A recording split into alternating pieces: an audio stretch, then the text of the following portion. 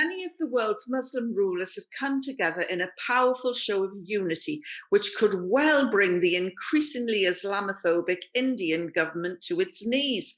There are many lessons to be learned from this. It may even bring an end to the genocidal tendencies within the world's largest democracy. Like most epic events, this one was triggered by a seemingly innocuous interview with Indian politician Nupur Sharma, who thought it would be a good idea to mock our beloved Prophet Muhammad, peace be upon him. Whenever anyone insults the Prophet, it is usually to promote an uninspiring book, mediocre film, or a meritless drawing in the hope of creating a furore in the Muslim world. Headlines in the West and a media storm for a publicity-seeking individual. Similarly, politicians use Islamophobia as a means to increase their popularity among anti-Muslim groups, right-wing voters, and those who hate religion of any kind. If there is a backlash, it is usually led by ordinary Muslims venting their frustration and anger through spontaneous demonstrations and rallies. Most of these community-led reactions are ignored or slapped down by heavy-handed policing. But BJP leader Nupur Sharma was duly suspended, and the BJP's equally high-profile mouthpiece and media chief, Naveen Kumar Jindal, who tweeted another offensive comment about the Prophet, was expelled from the party.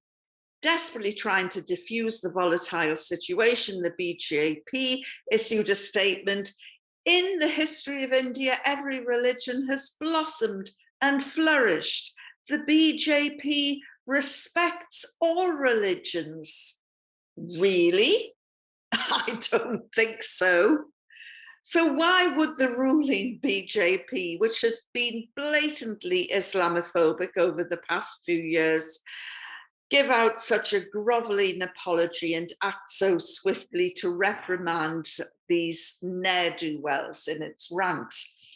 Well, in the last week, led by Qatar, the governments in Kuwait, Oman, Iran, Saudi Arabia, Jordan, Libya, Turkey, Maldives, Iraq, Indonesia, the UAE, Bahrain, Pakistan, and Malaysia have all issued statements condemning the comments by the two BJP officials.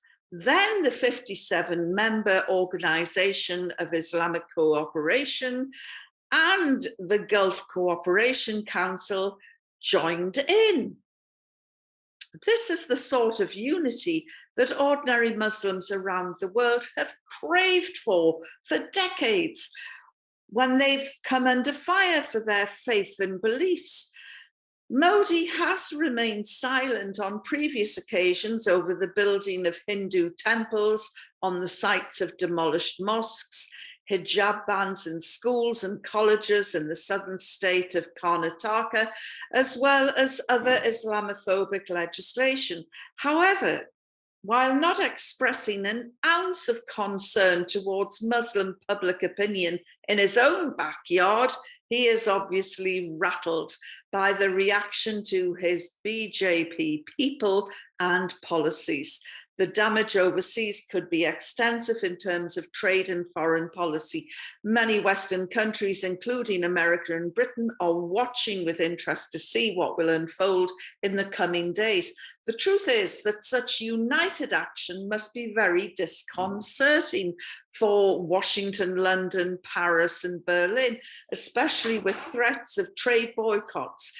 Imagine what could happen if such a muscular Islamic force started demanding justice for Palestine next. Unity in the Muslim world can be used as a force for good if the rulers would only recognize the strength and power that they can wield simply by holding a strong line together. As Muslims, we don't need to bear arms to win battles. We just need to stand together firmly and resolutely.